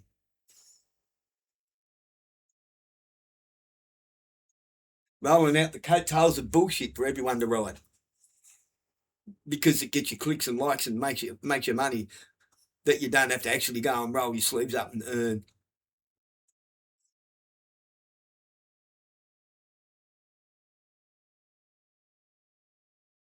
Man with a bald head and a beard. He's probably never had a callus on his hand in his life.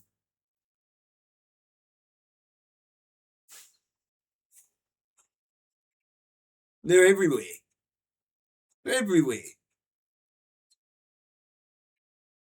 They talk. They don't even talk a good talk. They don't even talk the talk. They don't. Malcolm Roberts, what a fucking weasel. Jared Rennick, another fucking weasel. Right? And then fucking backyard bothy. Hey, coming to Tassie soon. Don't bother. Fuck off. You fucking Masonic cunt. Sitting here with your squinty eyes. I looked at them too from backyard bothies. There is absolutely no fucking way I would leave them in a room alone with my daughter. Not in a million years. They give me the creeps. I thought that was all right for a couple of weeks. A couple of episodes later, I'm like, oh, there you are. There you are. Once you see it, you can't go back. There's no unseeing it. There you are. Controlling a narrative, keeping people locked behind a gate. You don't want to step past the gate. That backyard bothies emailed me back. They was quite, oh yeah, we'll share your shit. No, yeah, who'd you fucking share it with? I'm not saying it wasn't shared. Who'd you share it with?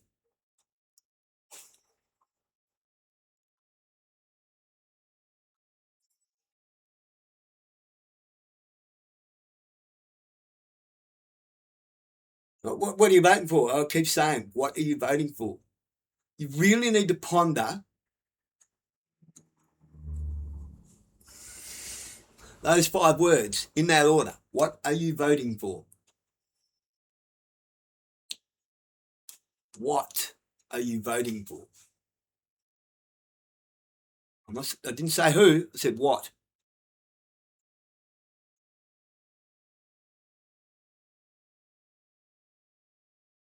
I'm refusing to vote. I refuse to pay the fine for not voting. They've already got me licence. They keep suspending my licence over and over and over again, and I don't even have one. What are you voting for? You're paying for them to do that. You're paying for a government to repeatedly administer suspending a non-existent licence. What are you voting for? You think everything's not already all connected? I just got a no-interest loans scheme. The scheme is a scam, just like a Ponzi scheme, right? To get a new washing machine. That's all right. First time in ages. I don't know if anybody else got one. I don't think so, because the mailman didn't stop at every mailbox in my street. And I got a registration for a census form that came because my son got a Neil's loan as well. And he's of age. Trying to entrap him into becoming part of the system. It's not going to happen. He's not registered for NDIS. His education is voluntary. He's 19. and he has autism, and I'm his fucking carer.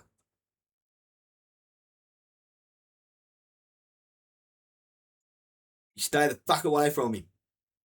Don't you think you've done enough harm?